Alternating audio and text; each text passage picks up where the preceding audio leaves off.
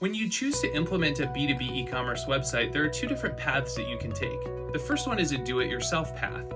In DIY, you pick a website template, and that serves as the design for your website.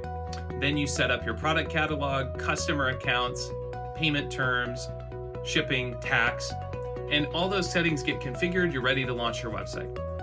But there's a second path. If you need something more custom, then you can hire an agency or a systems integrator, and they can do a custom website design, new features and functionality, and ERP integration.